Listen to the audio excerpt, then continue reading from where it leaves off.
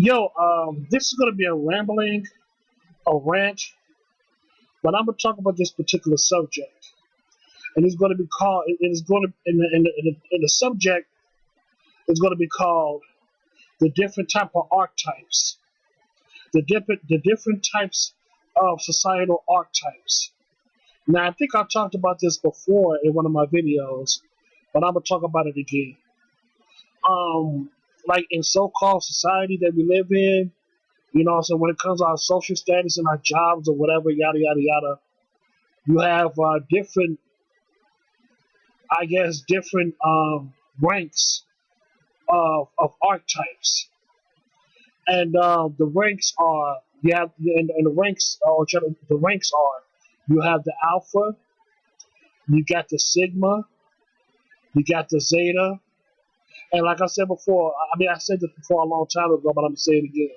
The zeta is an outlier between the alpha and the sigma. And then after that, you got the beta. And after that, you got the delta. And after that, you got the gamma. And then you got the lambda. Now, the lambda is an outlier between the delta and the gamma. And then after that, you got the omega. Omega is the bottom of the barrel. He's basically the omegas are basically the undesirables. They're considered no good in society. Now everybody knows what an alpha is. The alpha is the lead person or something like that is the leader for the most part, and the sigma is kind of a now the sigma can be a leader, but the sigma chooses not to, and the sigma has the ability. Basically, the sigma has almost the same attributes as the alpha, but the sigma is kind of an outcast, and not an outcast, but a lone wolf. The sigma is more of a lone wolf, so the sigma tends to do things on his own, on his own. So that's what a sigma is. A sigma has almost the same attributes as the alpha, but he's more of a lone wolf. He does his own thing. Now, when it comes to the zeta, remember when I said the zeta? The zeta is an outlier between an alpha and a sigma.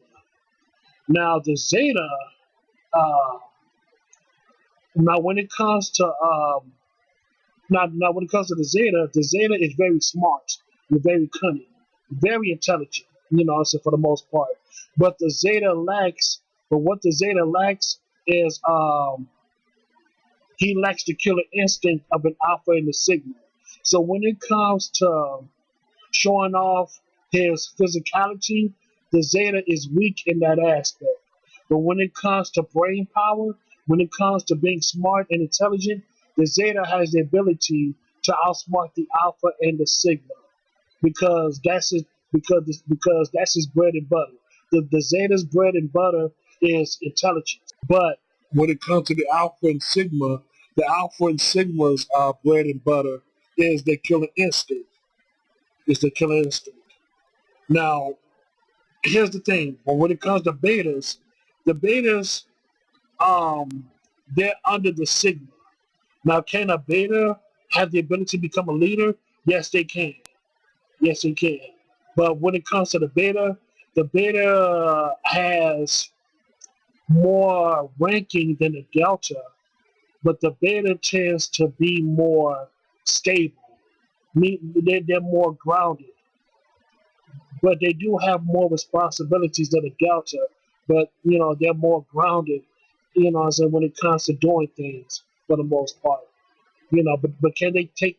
But can they have the ability to take charge? Yes, they can.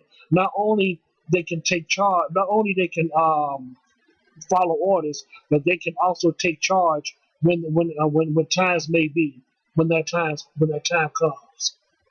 Now, on to the delta. Now, the delta is the average person. Basically, he's the average Joe, everyday average Joe. Ain't nothing special about these people. They just regular people. You know what I'm saying? Average Joes. Those are the deltas. Ain't nothing pretty much special. Ain't nothing pretty much special. They're just average Joes. Those are the deltas. Now the gammas. Now, okay. Now here's the thing about the deltas and the gammas. The deltas and the gammas are two sides of the same coin. But the thing is about the gamma is more bitter. He's more bitter about society. He's more bitter about his relationships. He's just bitter about life in general. The only difference is that the delta, and also I forgot the gamma is also an average Joe too. He's a regular guy. He's part of the average Joe crowd. Ain't nothing special about him either. But the difference is the delta is a little bit more optimistic than the gamma, and that's about it. Now onto the lambda. Now lambdas are, and when it comes to the lambda is basically an outlier between a delta and a gamma. But the thing is that the lambdas, they're outcasts. They're more like nomads. They're outcasts when it comes to the main society, when it comes to the main demographics. They tend to do their own thing. And in a sense, you can't hardly rank them like that. You can't hardly rank them because they're kind of unrankable. They're nomads. So you can't really pinpoint them on where they at in the social hierarchy. So for the most part, they outcasts, they nomads, and they tend to do their own thing. And also the lambdas are they usually tend to be average Joes, but they're very mysterious. Now on to the omegas. Now the omegas are the undesirables. Those are the ones that are deemed unfit for society. They're no good. They damage goods for the most part. A lot of people can't relate to them nor work with them. They're basically at the bottom of the totem pole, which they are, and nobody don't want to be friends with them, nor tend to hang out with them, nor do business with them because they're at the bottom of the totem pole.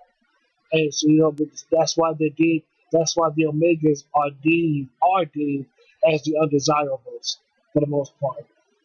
And that's all I gotta say. That's about it, man. That's all I gotta say about that, man. That's all I gotta say when it comes to the different social archetypes. When it comes to different social when it comes to the different social archetypes in society. So don't that's just my little take on that. That's just my little take.